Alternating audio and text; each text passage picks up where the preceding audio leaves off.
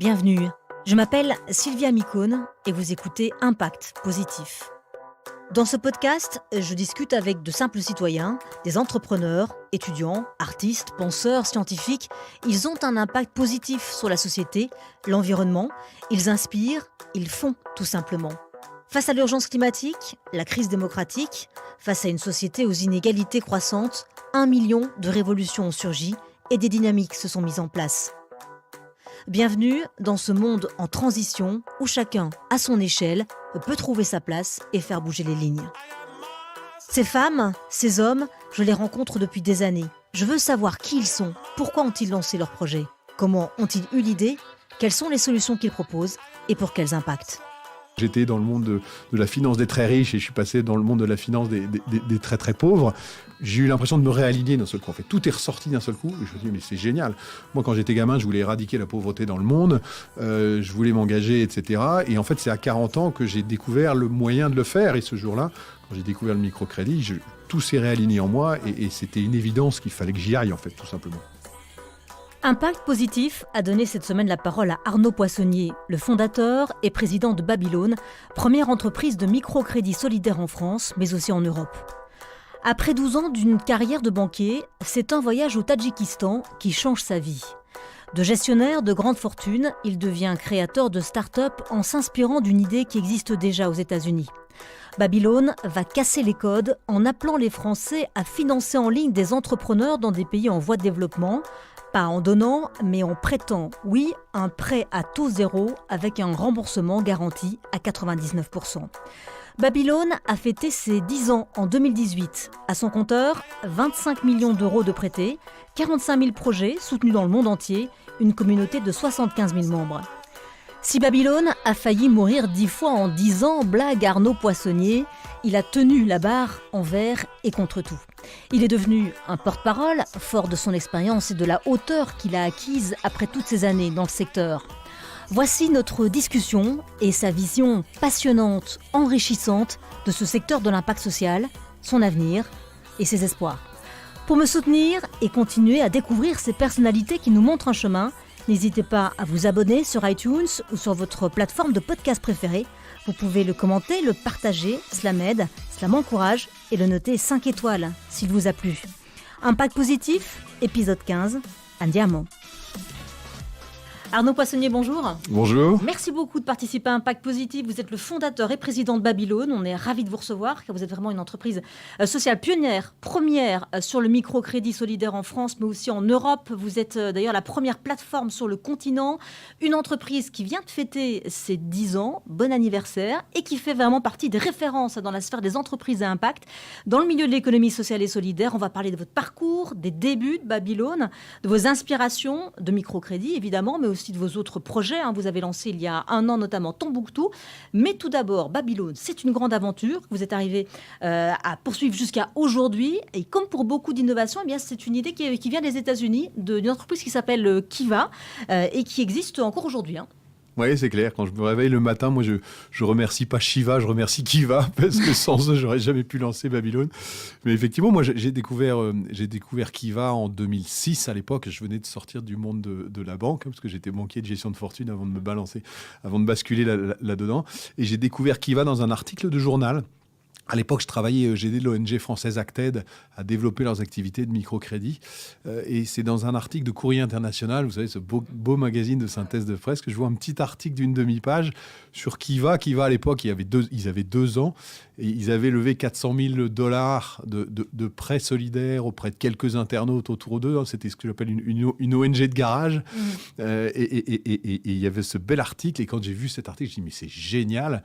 Un outil de crowdfunding au service du microcrédit.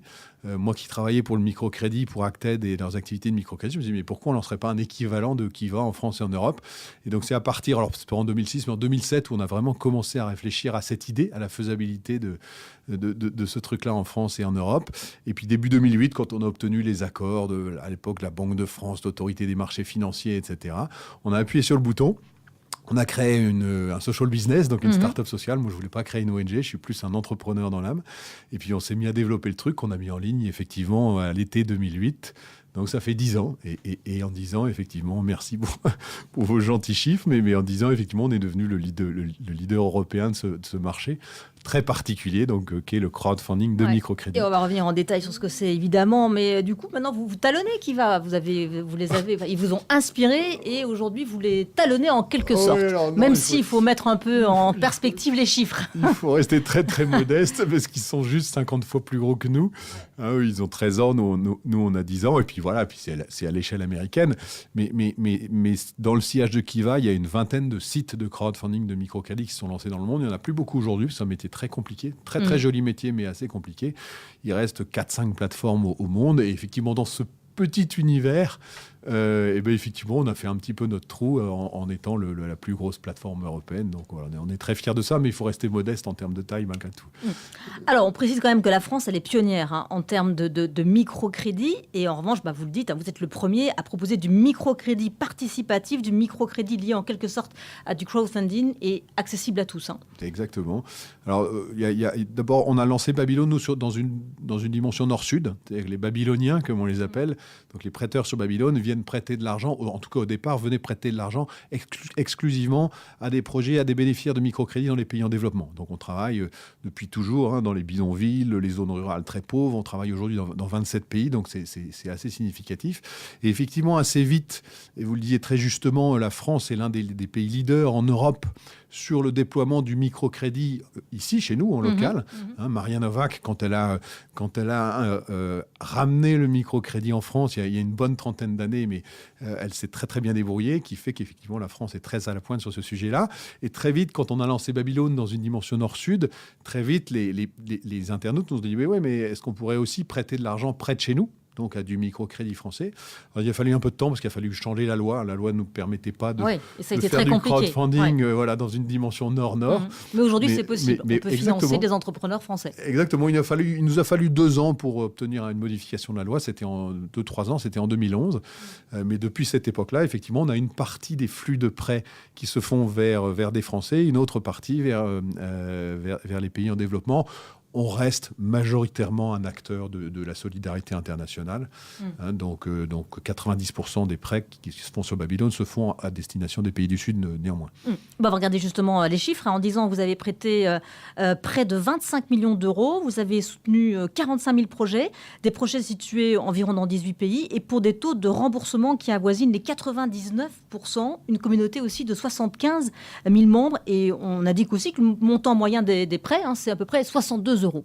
C'est ça. Donc, on est assez fiers de nos chiffres, effectivement, et on voit bien l'esprit du crowdfunding, cette idée selon laquelle, avec des tout petits montants qui vont se mutualiser, qui vont se fédérer ensemble, on va pouvoir financer tout un tas de petits projets. Le montant moyen d'un projet sur Babylone, c'est 450 €. Donc, c'est vraiment des toutes petites choses. On est bien dans le monde du microcrédit, ces fameux petits crédits qui vont permettre à une famille de développer une petite activité d'autosubsistance, puis de se sortir de la précarité par ce biais-là. Babylone, c'est une des plus grosses communautés de crowdfunding en France. Rien qu'à nous tout seuls, sur les 10 dernières années, on a financé 20% de l'ensemble des projets financés par toutes les plateformes de crowdfunding en France. Il y en a plus de 150. Alors, on est sur notre segment très particulier, mais c'est normal qu'on fasse de la volumétrie, parce que nous, on fait des tout petits montants, donc on cherche à en faire beaucoup, et puis dans plein de pays. Donc oui, ça grossit, ça n'arrête pas de continuer à se développer, donc on est assez fiers de ça, et c'est vraiment un joli métier. Fiers aussi de soutenir les femmes entrepreneurs, puisque 80% des projets portés le sont par des femmes, donc vous contribuez à l'empowerment féminin. Bravo à vous.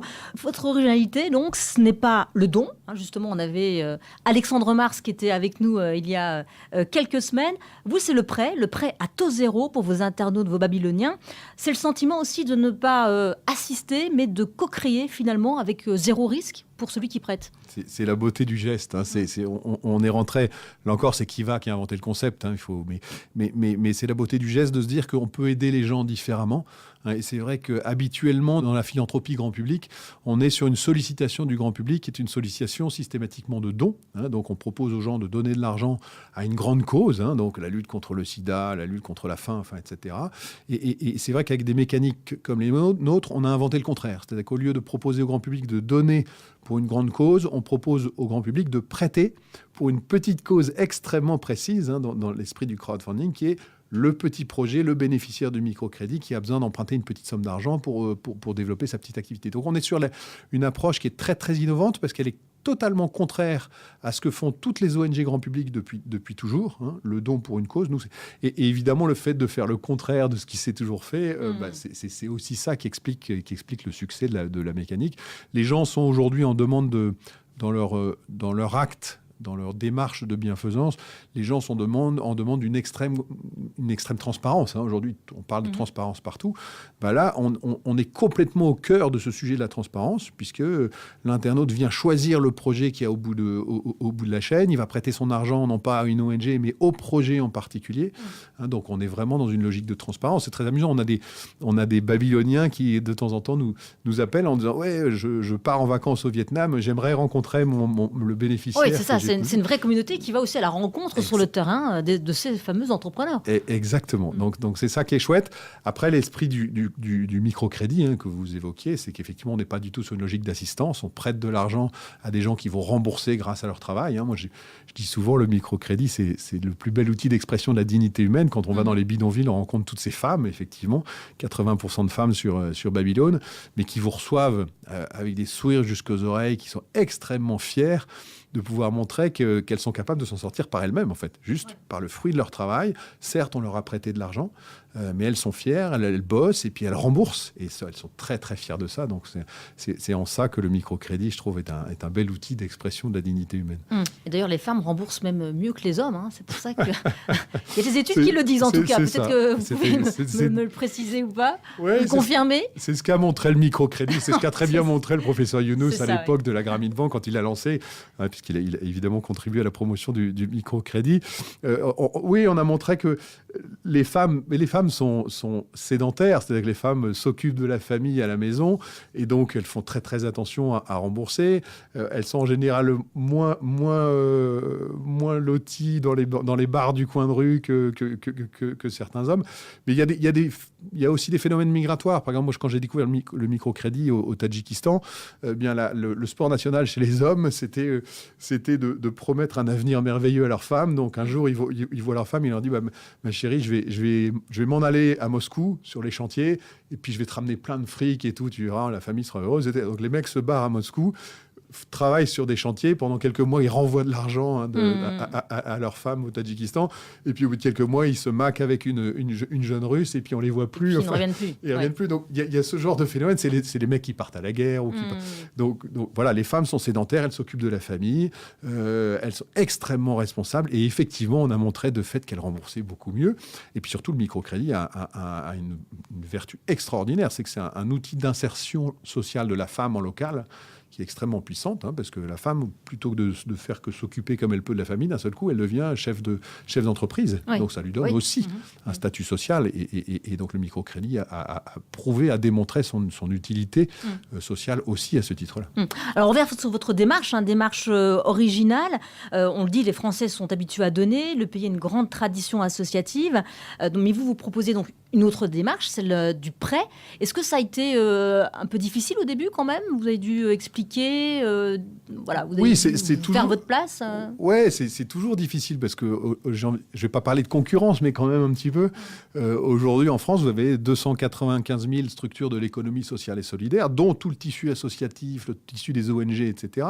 Donc vous avez des centaines de milliers d'associations et d'ONG qui, tous les jours, prospectent les Français dans leur démarche de bienfaisance en disant « donnez-nous de l'argent ».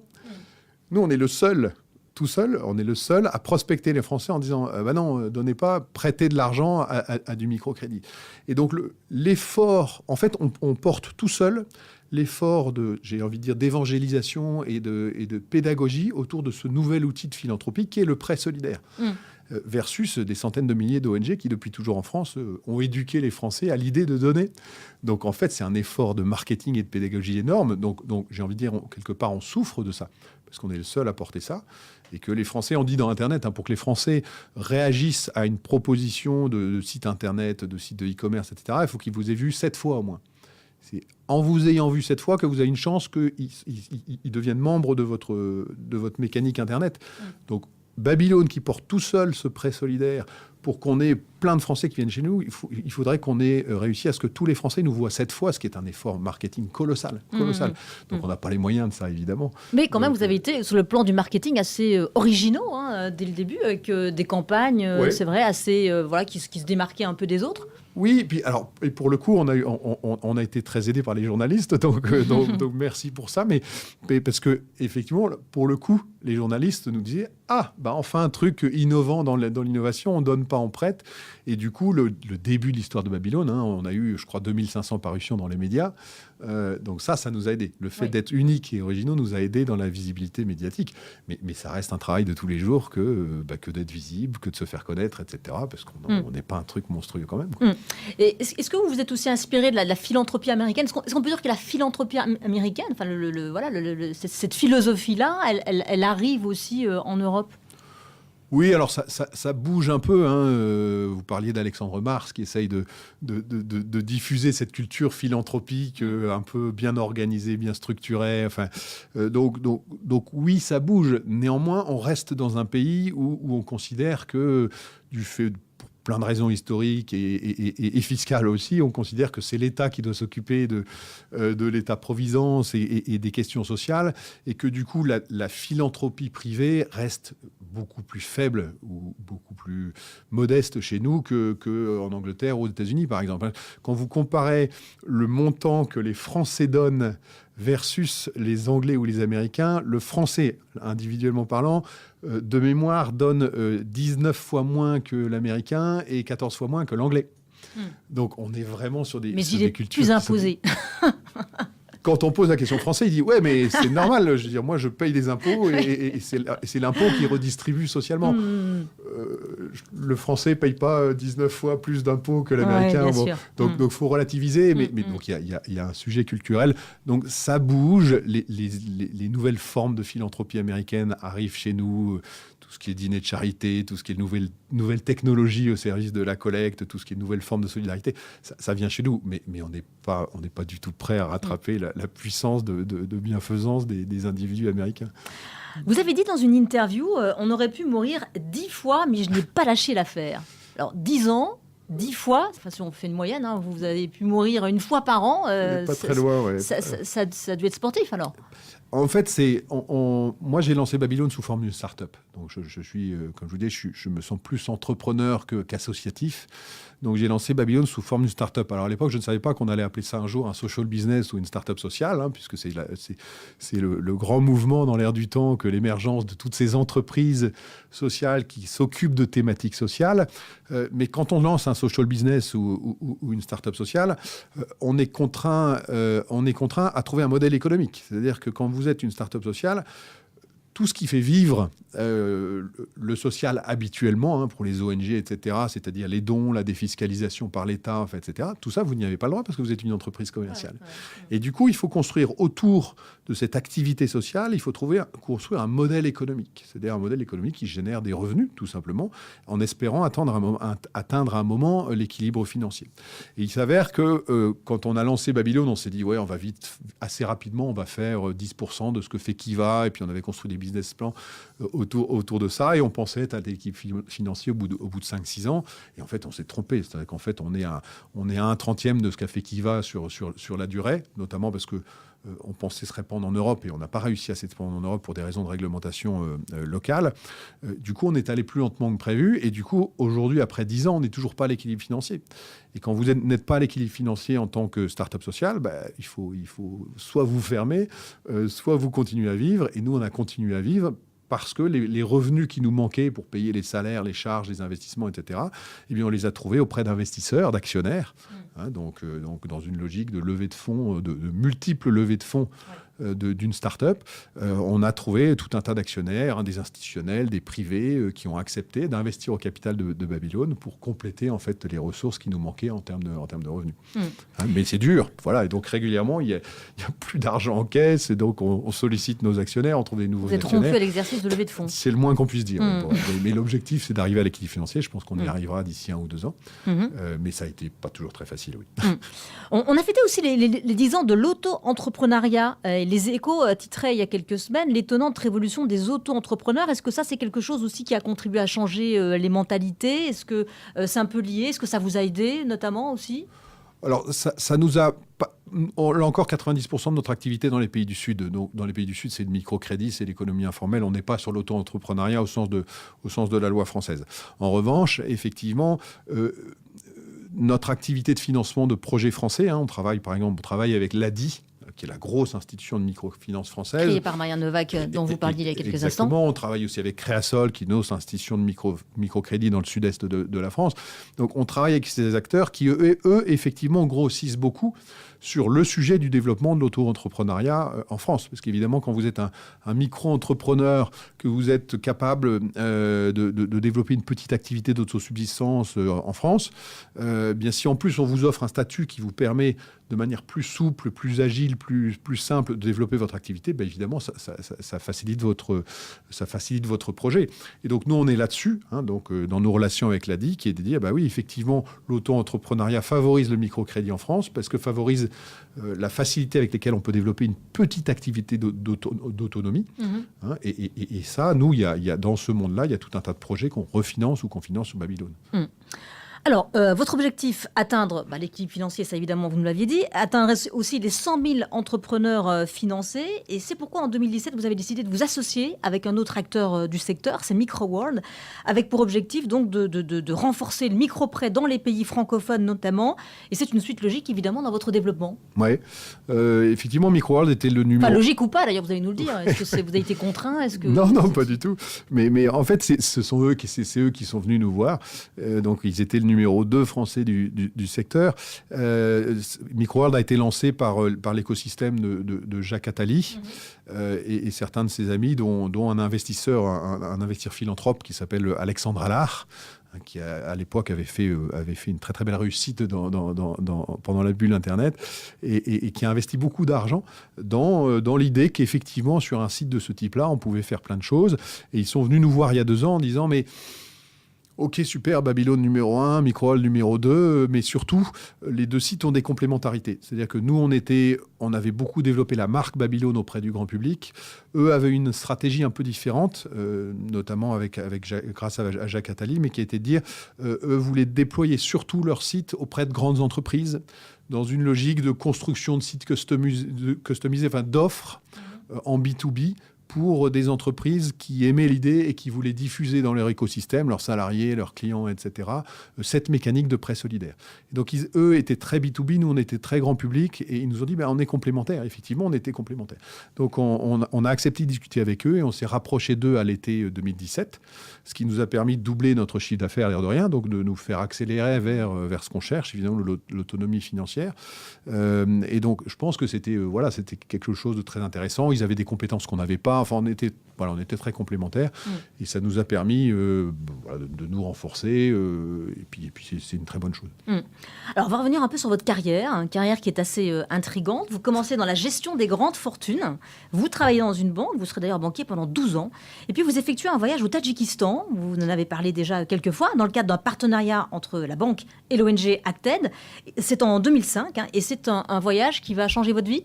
Ah, totalement. Oui, totalement. Moi, je travaillais dans les bureaux feutrés du boulevard Haussmann depuis 12 ans. Je travaillais chez Merrill Lynch, chez Neuflize OBC, des grandes banques de gestion de fortune. Moi, j'étais chez Merrill Lynch pendant la bulle Internet, donc j'étais à fond dans l'irrationalité des marchés, dans toutes ces nouvelles technologies, etc. Et effectivement, j'en avais un peu marre. Moi, je voulais créer une entreprise, j'en avais un petit peu marre de la finance. Et le hasard a bien fait les choses, puisqu'en 2004, le malheureux hasard a bien fait les choses, puisqu'en 2004, au moment du tsunami, la banque où je travaillais, le groupe Neuflize OBC, on avait collecté de l'argent. Comme vous savez, beaucoup d'entreprises à l'époque collectaient de l'argent par leurs salariés pour donner aux ONG. Et on a donné à l'époque l'argent qu'on avait collecté chez Neuflize OBC à Acted, qui est aujourd'hui la plus grosse ONG française. Acted, c'est un monstre des ONG de développement, une incroyable ONG. Et à l'époque, on donne l'argent à Acted et Acted nous dit super, vous avez des gueules de banquiers, nous on a des gueules d'humanitaires. Créons un mécénat de compétences entre la banque et l'ONG pour que vous, banquiers, vous puissiez nous aider à développer nos activités de microcrédit. Et donc moi, j'ai été associé à ce partenariat de compétences. J'ai eu la chance dans ce cadre-là, effectivement, de partir en 2005 au Tadjikistan. J'ai découvert sur le terrain ce que c'était que ce fameux microcrédit. Et ça m'a absolument passionné.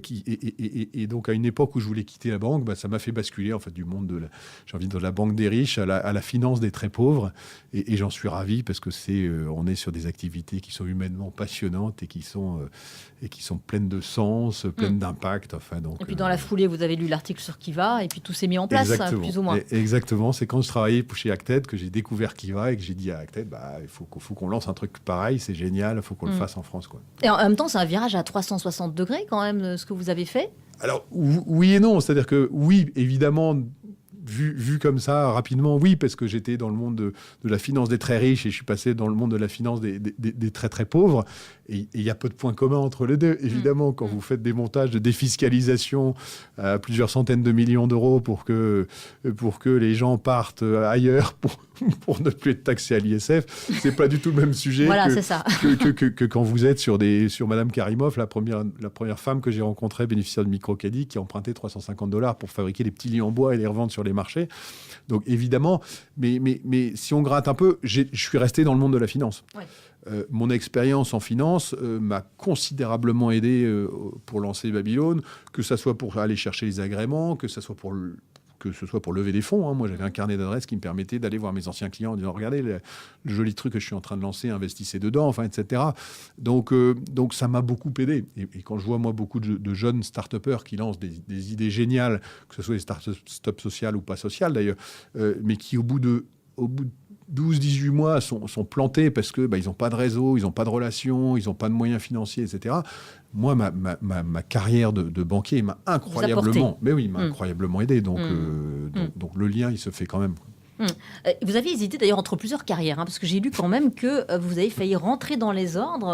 Mais c'était gamin. Quand vous étiez gamin, effectivement, vous y pensiez, donc c'est vrai ?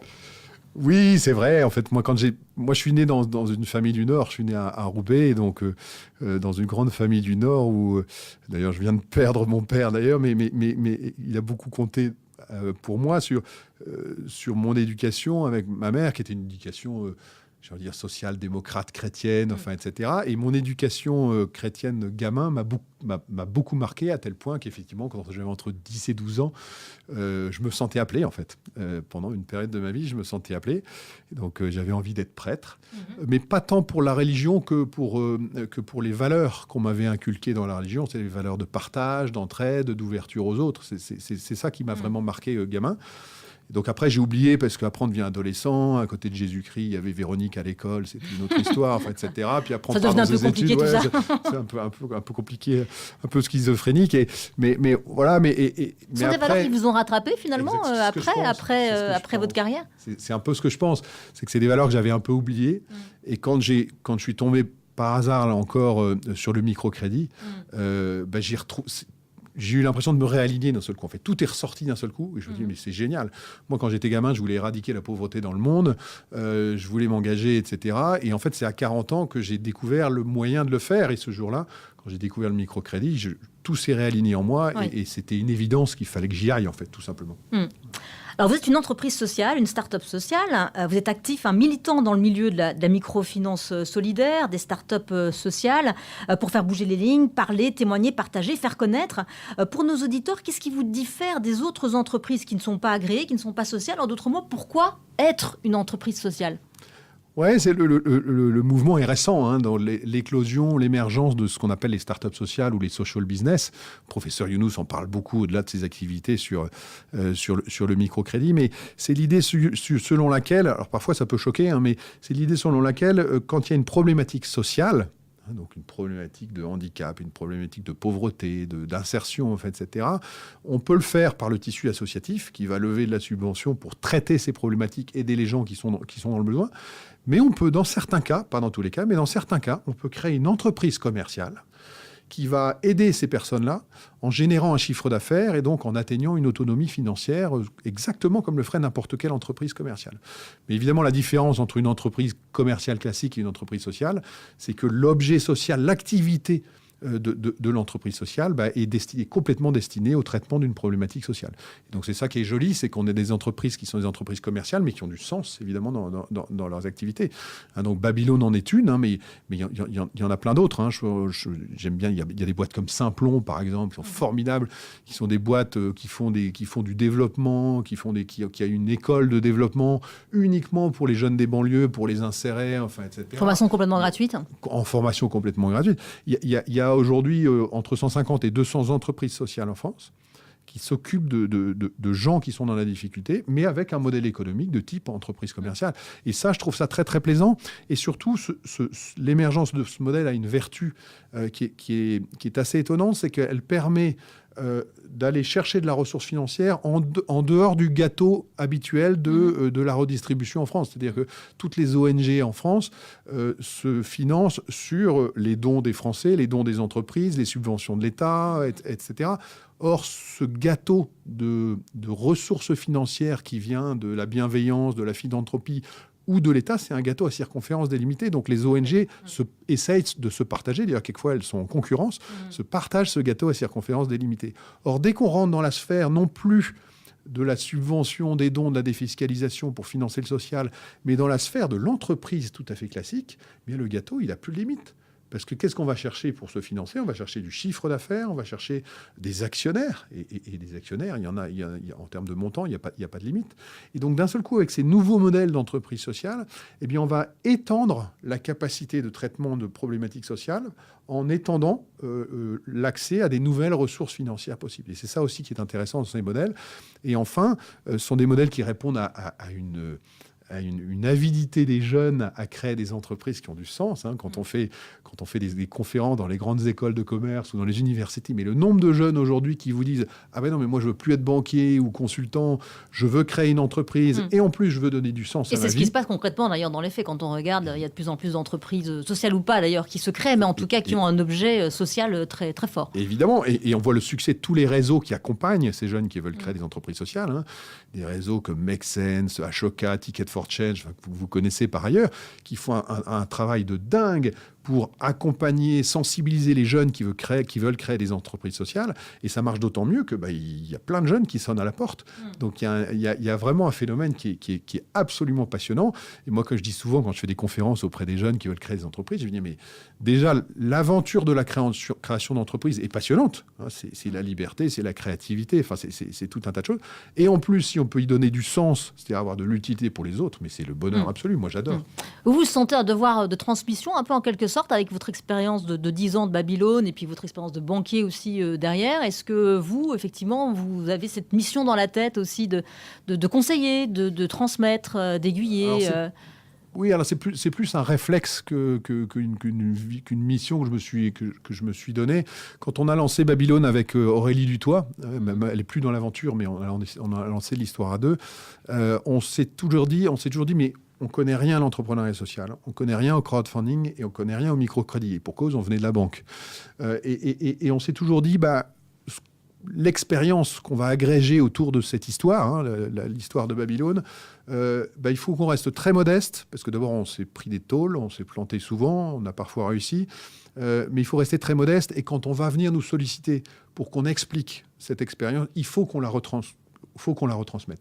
Et on était parti là-dessus, et ça, j'ai toujours fait attention à respecter, même si c'est du temps et que ça rapporte rien, etc., de dire, oui, on a agrégé une expérience, il faut la redonner, parce que ces modèles d'entreprise sociale sont des modèles qui sont magnifiques sur le papier, qui ont beaucoup de sens, mais qui sont très, très compliqués à faire vivre. Je vous disais tout à l'heure des jeunes qui créent des startups, puis au bout de 18 mois, ils sont devant un mur parce qu'ils n'y arrivent pas.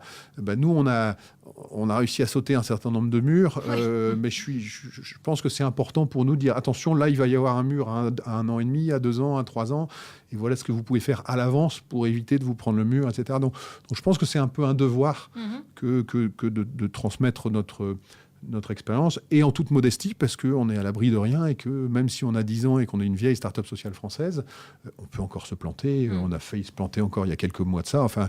Donc, mais oui, c'est important de transmettre, je pense. Alors, depuis 10 ans, vous voyez le secteur évoluer. Comment vous le trouvez ? Est-ce qu'il est plus séduisant ? Et surtout, comment est-ce que vous espérez qu'il évolue ? Moi, j'espère qu'il évolue quantitatif et en qualitatif. C'est-à-dire, je vous parlais du fait que sur les entreprises sociales, il y en avait 150 ou 200, enfin les startups sociales, il y en a 150 ou 200 en France. Moi, je rêve qu'il y en ait 1000, évidemment. Qu'il y en ait plus. Qu'il y en ait évidemment beaucoup plus. Donc, on essaye de contribuer un petit peu à ça. Hein. Donc, moi, parce qu'on précise que vous avez un site qui s'appelle Startup Social et qui permet de retrouver tout ce qui existe en France au niveau de ces startups. Ouais, c'est à côté de mes activités de Babylone. Moi, j'ai toujours eu envie de participer à la promotion de ces nouveaux modèles. Et effectivement, il y a un peu plus d'un an, avec un petit groupe d'entrepreneurs sociaux, on a lancé un site qui s'appelle startupsocial.com et qui est juste une vitrine, un agrégateur de toutes ces startups sociales. En quelques mois, on en a récupéré 70 et on va aller assez vite à 100 ou 150. Et le but, c'est de créer un lieu qui permet à toutes ces startups sociales de se retrouver entre elles, d'échanger entre elles, de faire des événements entre elles et surtout d'être très visibles de tous les acteurs autres, c'est-à-dire les financeurs, l'État, enfin, etc. Moi, je me souviens toujours, j'avais assisté à une conférence à l'Élysée à l'époque de François Hollande, où dans le discours, c'était une conférence sociale à l'Élysée, où dans son discours, François Hollande, alors c'est pas lui qui avait écrit le discours, mais c'est ses conseillers, mais pendant 10 minutes de discours, il avait qualifié une association de start-up sociale. Et 5 minutes après, il avait qualifié de start-up sociale une association. À l'époque, c'était LOASO, Ismaël Lemouel, qui organisait ça. Ismaël, c'est une start-up sociale. Et dans son discours, Hollande l'avait qualifié d'association. Et ce n'était pas François Hollande, c'était symptomatique du fait qu'au niveau de l'État, il y a une espèce de confusion des genres où les conseillers partout ne comprenaient pas la différence entre l'économie sociale associative et l'économie sociale purement entrepreneur. Et ça m'a toujours énervé. Et je me dis, mais il faut qu'on prenne des initiatives pour qu'on voit bien ces nouveaux modèles, qu'on sache les identifier, qu'y compris au plus haut niveau de l'État, il y a une compréhension de ces nouveaux modèles et que peut-être demain, il y a des mesures qui soient prises pour favoriser évidemment ces modèles. Donc que ce soit avec le label ESUS, mais qui est sympathique parce qu'il reconnaît les entreprises sociales, mais il leur met des contraintes qui font qu'aujourd'hui, développer une entreprise sociale avec le label ESUS, c'est plus compliqué que développer une start-up qui fabrique des brosses à dents. C'est pourquoi certains ne le choisissent pas. Elles sont des entreprises classiques, mais avec, comme on le disait tout à l'heure, un objet social très fort. Exactement. Et donc voilà, moi je veux contribuer avec d'autres. Je ne suis pas tout seul, évidemment. Je parlais des réseaux qui le font très bien tout à l'heure, les Ashoka, Ticket for Change, etc. Mais il faut qu'on les rende plus visibles pour que demain, il n'y en ait pas 200, mais il y en ait 1000, 2000, et qu'il y ait beaucoup plus de jeunes qui s'emparent de ces problématiques sociales sur des modèles économiques. Étant entendu, il faut faire attention, on n'est pas dans le clivage dans la guerre de Chapelle. Il y a tout un tas de problématiques sociales qui ne peuvent pas être traitées par une entreprise commerciale. Donc on est vraiment sur un segment de l'économie sociale et solidaire qui ne vise en aucun cas à prendre la place de toute l'économie sociale et solidaire. C'est une excroissance qui a une utilité sur certains sujets, pas sur tous. On n'est surtout pas dans des guerres de clochers. C'est pas le but. Alors ça, c'est pour les entreprises sociales. Et puis, il y a les entreprises en général. Est-ce qu'elles sont devenues plus vertueuses ? On voit que la question du sens, elle taraude. On l'a dit, des jeunes diplômés qui se lancent, etc. Mais aussi les grands groupes, ça traverse les générations. On voit aussi naître des mouvements, mouvements pour une économie bienveillante, ou encore celui de l'entreprise contributive. Tout ça, ça va dans le bon sens ? De toute façon, on n'a pas le choix. Quand on regarde ce qui se passe aujourd'hui, les problématiques sociales à traiter sont de plus en plus vastes, que ce soit chez nous, que ce soit dans les pays du Sud. Donc, il n'y a pas le choix. Ça veut dire qu'aujourd'hui, plus on avance, plus il y a de problématiques sociales à régler, alors qu'il n'y a pas plus de moyens. Je pense par exemple dans l'aide au développement, il y a une somme d'à peu près 100 milliards de dollars qui se déversent tous les ans du nord vers le sud pour traiter des problématiques de pauvreté, d'accès à l'eau, d'illettrisme, etc. dans les pays en développement. Et ça n'a pas réglé le problème. Il y a toujours autant d'ultra-pauvres dans le monde, etc. Ça veut dire que la manne d'argent et d'énergie qui se dessert tous les ans du nord vers le sud n'est pas suffisante. Et donc, il faut trouver d'autres façons de traiter les problématiques sociales. Et c'est valable pour la France aussi. Et donc, dès lors qu'on fait ce constat, et moi, ça fait des années que je fais le constat que ça va de moins en moins bien et qu'il y a de plus en plus de problèmes à traiter, eh bien, dès lors qu'on fait ce constat, on est obligé de mobiliser des nouveaux acteurs supplémentaires pour avoir plus d'impact. Et de ce constat-là, eh bien, il y a un autre constat qui se fait, c'est que l'un des acteurs qui est capable de puissamment agir sur ces problématiques, c'est l'entreprise. Parce que l'entreprise, elle a des moyens humains, elle a des moyens financiers, etc. D'accord ? Donc aujourd'hui... C'est l'entreprise qui a le pouvoir aujourd'hui ? Je ne sais pas si c'est l'économie qui a le pouvoir. Donc l'économie libérale aujourd'hui a le pouvoir, c'est clair. Il y a beaucoup de moyens dans l'entreprise, et notamment des marges et des bénéfices. Donc oui, l'entreprise doit être mobilisée beaucoup plus qu'elle ne l'est aujourd'hui sur ces sujets. Alors ça bouge depuis une dizaine d'années. On voit de plus en plus les entreprises qui s'investissent sur ces sujets-là. Moi, je cite souvent, alors quand je dis ça, je me fais engueuler quelquefois, mais quand même, ce qu'a fait Danone, quand Danone s'est lancé dans le social business, ils ont fait deux choses extraordinaires. La première chose, c'est que dans leur culture d'entreprise, qu'on les aime ou pas par ailleurs, mais dans leur culture d'entreprise, ils ont initié l'idée que l'entreprise Danone pouvait être contributrice de développement de social business, pouvait avoir de l'impact social dans sa filière métier, etc. Ils l'ont fait. Ils l'ont très très bien fait, je veux dire. Donc Emmanuel Faber, il porte ça haut et fort, comme l'a fait Ribou avant lui. Mais ça, c'est la première des choses qu'ils ont bien fait. Mais ils ont fait une deuxième chose très très bien.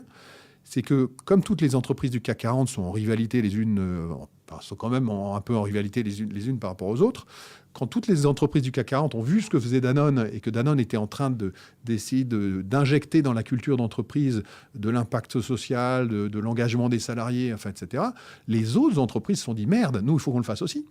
Et c'est là où on a vu plein d'autres entreprises françaises, que ce soit Veolia, que ce soit Schneider, qui se sont derrière, dans le sillage de Danone, qui s'y sont mis aussi. Et donc, il y a une vertu d'entraînement, d'exemplarité, que je trouve qui est chouette. Maintenant, ce n'est pas suffisant.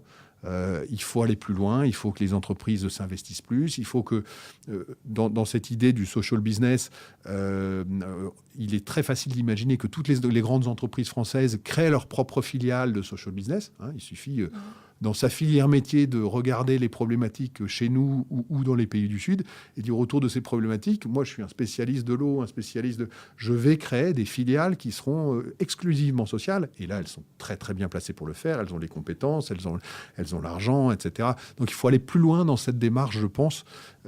Voilà, mais elles l'ont compris. Oui. Ça se fait progressivement. Et puis surtout, elles savent aujourd'hui que pour séduire les nouveaux diplômés...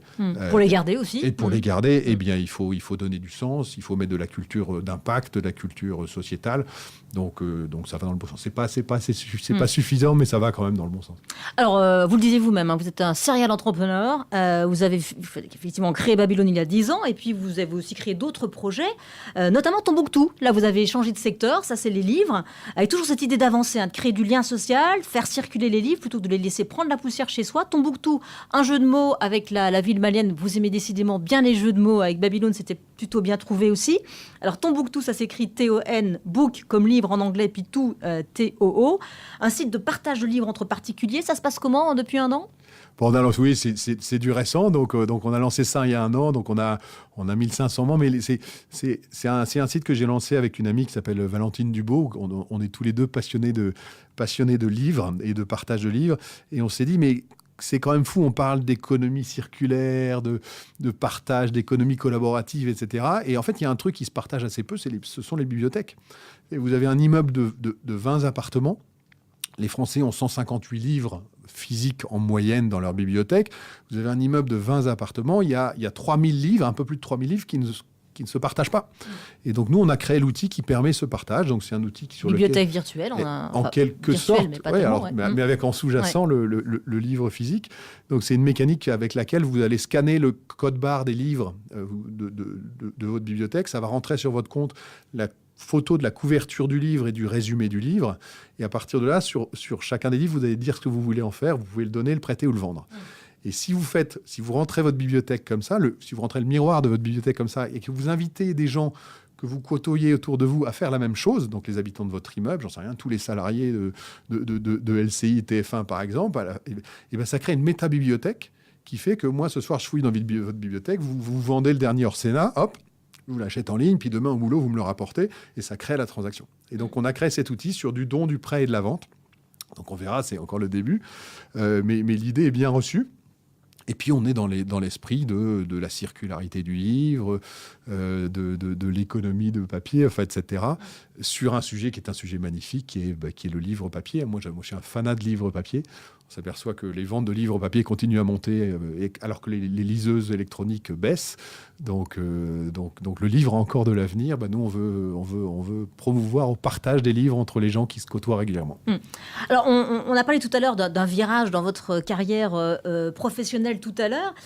Virage aussi dans votre vie personnelle, finalement, puisque vous avez décidé de changer de vie récemment. Vous avez décidé de ne plus vivre complètement à Paris, ou en tout cas en région parisienne, mais de vous installer à la campagne, de changer de vie, de cultiver un jardin. Voilà, vous avez été formé en permaculture, si je m'abuse, aux côtés de Pierre Rabhi, ce qui est pas mal, d'ailleurs, comme formateur. Pourquoi cette envie de changer de mode de vie? Au départ, moi j'ai fait 25 ans à Lille et 25 ans à Paris, donc j'ai l'impression de commencer à faire le tour des moyennes et grandes villes. Mais c'est un peu, au début c'est un hasard, c'est que c'est en se promenant avec une amie dans les campagnes qu'on est tombé amoureux d'une maison qui était à vendre, et puis on l'a achetée. Et puis après, l'expérience de cette maison qu'on a rénové, etc. Et je me suis dit, mais en fait, c'est pas qu'une maison de week-end ou un truc comme ça, c'est une vraie expérience de vie. Et j'ai retrouvé quelque chose que j'avais quand j'étais gamin dans mon jardin, mais j'ai retrouvé le rapport à la terre. Et d'un seul coup, toutes les réflexions intellectuelles que j'avais en tête, qu'on a tous en tête, sur la planète va dans le mur, la nécessité de revoir les modèles, sans l'écologie, on va nulle part, enfin, etc. Mais j'avais conscience de toutes ces problématiques d'une fin de la Terre possible, en fait, de tout ça, mais en fait, en pratique, j'étais à Paris, je vivais bien à Paris, et puis je ne mettais pas en œuvre. Et le jour où je me suis retrouvé les pieds dans la terre, dans mon jardin, tout ça a pris du sens, et je me dis, waouh! Et en fait, j'ai décidé de construire ma vie autour de ça. Et donc, c'était pas un objectif au départ, mais ça l'est devenu, avec cette maison, et qui fait qu'aujourd'hui, effectivement, je vis les 3/4 du temps dans cette maison, et que je vais très loin dans la réflexion. C'est-à-dire que je suis en train de travailler sur ma capacité à vivre en autosuffisance, avec mon potager, mes poules, etc. Enfin, c'est pas très original pour des gens qui vivent à la campagne. Mais c'est vrai que moi, dans ma construction intellectuelle de vie, dans ma vision du monde, etc., rentrait ce modèle écologique d'autosuffisance, mais c'est quelque chose d'extrêmement plaisant, parce que là, je suis sorti de la société de consommation, j'achète plus rien, je fais tourner mon truc, je recycle tout, enfin, etc. Et je trouve ça... j'ai enfin l'impression de contribuer. France Inter, l'autre jour, avait fait un truc. Pendant une semaine, ils interrogeaient tous leurs politiques le matin, là, dans leur format d'interview, avec Salamé et compagnie. Et j'adore leurs émissions. Et à la fin de chaque politique, ils avaient fait une semaine sur l'écologie, et à la fin de chaque politique, ils leur disaient, mais qu'est-ce que vous faites, vous, pour la planète ? Il y a eu François Hollande, il y en avait plein, ils sont tous passés. Mais c'était consternant. Dans leur quotidien. Dans leur quotidien, qu'est-ce que vous faites pour le développement durable, pour la planète ? Mais c'était affligeant. C'est les mecs qui expliquent. C'est les mecs qui expliquent qu'ils éteignent les lumières depuis quelques mois ou quelques années. Ils font attention à éteindre les lumières de leur maison le soir ou du bureau, à ne pas oublier d'éteindre l'ordinateur, faire un peu de tri, de recyclage dans leurs poubelles. Mais moi, ma mère m'apprenait ça quand j'avais 10 ans. Donc je me dis, mais en fait, la conscience des gens a tellement peu évolué qu'aujourd'hui, alors qu'il faut sauver la planète, et qu'on sait qu'on va dans le mur, c'est la catastrophe absolue, les mecs sont encore en train de se dire, il faut que j'oublie pas d'éteindre mes lumières. Enfin, il y a un espèce de décalage entre la conscience des individus. Et voilà, et moi, la campagne m'aide dans cette démarche. Il faut rester modeste. Mais voilà, c'est très plaisant. Et surtout... je suis en train de découvrir les déserts ruraux. Moi, je ne connaissais pas cet univers-là. J'ai le sentiment que dans les 10-15 ans qui viennent, on a un très, très joli sujet à travailler, avec les entrepreneurs sociaux, par exemple. Mais on a un très, très joli sujet qui est de dire, mais on peut très bien, probablement, remembrer les campagnes, revivifier les campagnes dans les 10 ou 15 ans qui viennent, parce que les nouveaux modèles de travail vont permettre aux gens demain à faire ce que je viens de faire moi, c'est-à-dire des bascules à la campagne. C'est que moi, aujourd'hui... De travailler de chez soi. Mais oui, évidemment. Et aujourd'hui, la réflexion à horizon de 10-15 ans, il n'est pas inimaginable que dans 10 ans, tous les salariés puissent ne travailler dans l'entreprise que 2 jours par semaine et le reste du temps à la maison. Et là, d'un seul coup, ça change tout. Parce que vous pouvez aller vous installer dans un désert rural à 2 heures de Paris. Moi, je suis à 2 heures de Paris. Pour autant que ça ne reste pas un désert, effectivement, comme vous disiez. Oui, mais si tout le monde fait cette démarche, mais on va lutter contre les déserts ruraux à vitesse grand V. Moi, je suis en train de réfléchir avec des amis sur un concept que j'appelle hacker un village. Donc, l'idée, ce serait de trouver un village désertique, donc où il y a la moitié des maisons vides, et de se dire de faire un produit autour de ça, et d'aller à Paris avec ce produit, ce concept, en disant aux Parisiens, regardez, on a un village ici, en 6 mois, il faut trouver 200 habitants. Et il faut un médecin, il faut une école, etc. Et essayer, je ne sais pas si on y arrivera, mais je n'ai pas beaucoup de temps, mais de ramener d'un seul coup, de revitaliser d'un seul coup, sous forme d'un produit, une sorte de produit marketing, un village qui est en pleine désertification. Et je pense là, il y a des sujets passionnants à travailler sur les années qui viennent. Donc vous vous arrêtez jamais, en quelque sorte. C'est un peu névrotique, je crois. Alors Arnaud Poissonnier, je termine toujours ce podcast avec cette interview dans l'interview des clics. C'est parti. Quel est le conseil que vous auriez aimé avoir au début de votre carrière ? Ne pas avoir peur. C'est-à-dire que, au début de ma carrière, moi, je suis parti dans des emplois salariés en tant que banquier. J'ai fait 12 ans donc, de carrière de gestion de banque. Mais en fait, j'aurais adoré créer une entreprise tout de suite, en fait. Tout de suite après mes diplômes. Donc vous avez, et j'avais peur, quoi. Ouais. Donc, vous avez refoulé cette idée. Probablement, ça fait un peu peur, quoi. Donc, n'ayez pas peur. Je dis toujours aux jeunes entrepreneurs, aux jeunes diplômés qui veulent créer des boîtes, n'ayez pas peur, allez-y. L'aventure entrepreneuriale est passionnante. Le ou la mentor que vous auriez aimé avoir ? Il y en a une que j'adore. Alors, je ne l'ai pas eu comme mentor, mais elle m'a toujours beaucoup inspiré chaque fois que je l'ai rencontrée. Et j'en ai parlé tout à l'heure, c'est Maria Novak, qui est à la fois d'une détermination. Aujourd'hui, on ne va pas citer son âge, mais elle est toujours en train de travailler sur le déploiement de programmes de microcrédit dans le monde, etc. Et surtout, elle a une finesse d'esprit et une détermination. Ça, c'est une qualité de l'entrepreneur. Et Maria Novak, elle l'a par-dessus tout. C'est la détermination. Quand on a une idée, ne jamais la lâcher. C'est comme ça qu'on réussit, même si tout le monde vous a dit que c'était impossible. Mais c'est la fameuse phrase de Mark Twain. Mais voilà, Maria Novak, pour moi, est d'une grande inspiration. Vous ne seriez jamais devenu ce que vous êtes si ? Peut-être. Mes parents m'ont toujours laissé libre de faire ce que je voulais. Donc, on avait chez nous une très, très grande liberté d'expression sur ce qu'on nous freinait jamais, quoi. Si on voulait faire un truc, on nous disait jamais non. Et je pense que ça, c'est fort dans l'éducation, de ne pas brider ses enfants sur ce qu'ils veulent faire. Parce qu'un jour, ça se récupère et un jour, on se dit, je fais ce que j'ai envie de faire. Et je pense qu'il n'y a rien de plus beau comme accomplissement de la vie que de pouvoir faire et d'être capable de faire ce qu'on a envie de faire. Votre plus bel échec ? Il y en a... Ouais, je vous passe ma vie personnelle parce qu'elle n'est pas flamboyante, mais bon, voilà. Si je faisais un échec par rapport à Babylone, je vous disais, on voulait devenir un peu l'équivalent de Kiva en Europe.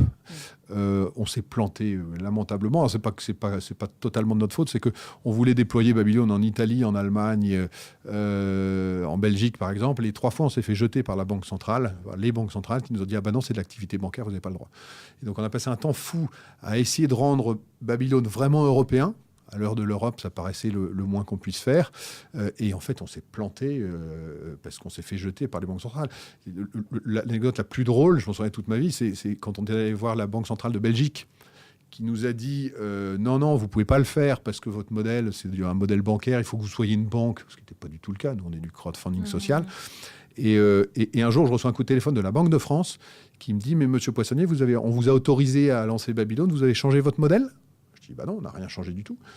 La Banque centrale de Belgique, ils avaient appelé la Banque de France en disant, on a vu un acteur français, la Babylone, ils sont hors la loi, comment ça se fait que vous les avez autorisés ? Les enfoirés. Donc on a subi comme ça quelques revers un peu violents et qui nous ont freinés dans notre développement. Donc c'est un peu des échecs pour moi de Babylone, mais c'est malheureusement l'Europe financière, l'Europe de la finance n'existe pas. N'existe pas, comme beaucoup d'autres Europes. Une qualité essentielle pour entreprendre. Je pense qu'il faut être. C'est une qualité, des fois j'en sais rien, mais il faut être un peu inconscient, je pense. Il faut être dans sa tête un petit peu inconscient.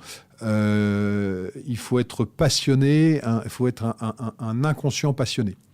C'est-à-dire que je pense que quand on est passionné par quelqu'un, je vais faire un parallèle un peu stupide, mais en amour, hein, si vous êtes passionné par une femme ou un homme, il n'y a pas de limite, quoi. Donc vous êtes amoureux, vous y allez, et quelles que soient les contraintes, j'ai envie de dire, vous faites avancer l'histoire.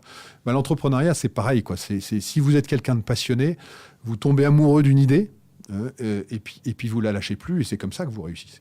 Donc je pense qu'être passionné, je pense que c'est une jolie qualité pour un entrepreneur. Un conseil que vous donnez tout le temps ? Je conseille tout le temps d'entendre les conseils des autres, mais pas forcément de les écouter. C'est-à-dire que quand on est entrepreneur, il ne faut pas garder les idées pour soi. Moi, chaque fois que j'ai une idée, j'en parle à tout le monde parce que ça enrichit l'idée. Maintenant, quand vous parlez de votre idée à tout le monde pour l'enrichir, il y a plein de gens qui vont essayer de vous expliquer comment il faut la faire. Et là, je dis, il vaut mieux le faire à sa façon. Donc, être un peu personnel dans sa façon de voir les choses. Donc, il faut entendre, il faut parler, échanger, entendre. Mais après, il ne faut pas hésiter à n'en faire qu'à sa tête parce que c'est comme ça qu'on avance. Enfin, que dites-vous à ceux qui nous écoutent, qui ont envie d'agir, mais qui ne savent pas comment ?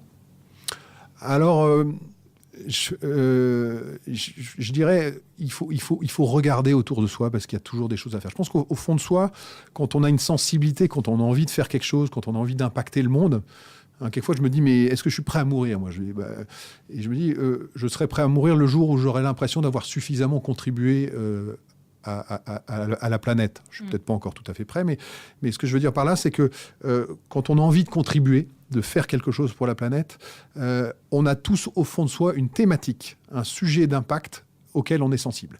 Il y a des gens, ça va être la maladie, il y a des gens, ça va être la pauvreté, il y a des gens, ça va être le recyclage. On a tous une thématique de sensibilité au fond de nous, d'accord, pour contribuer au service de la planète. Et donc, ce que je dis aux gens qui veulent faire, je dis, avant d'être des obsessionnels de l'entreprise sociale ou de l'associatif, en disant je veux créer ma start-up sociale ou je veux créer mon association pour impacter, je dis, ça c'est de la forme, c'est la manière de faire.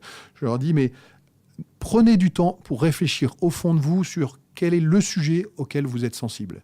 Et il y a un très bon moyen de faire. Hein. Moi, je raconte souvent l'histoire de mon frère qui avait des sites internet de contenu qui les a vendus il y a quelques années. Et puis il est venu me voir en me disant, mais Arnaud, je voudrais me reconvertir dans le social. Et je lui dis, mais vois des acteurs autour de toi pour déterminer quelle est ta sensibilité. Et donc, Vianney Boissonnier, mon frère, donc il fait le tour pendant 6 mois ou 1 an, je ne sais plus, il fait le tour, il va voir tous les réseaux, il va voir Ashoka, il va voir le groupe SOS, il va voir plein de gens.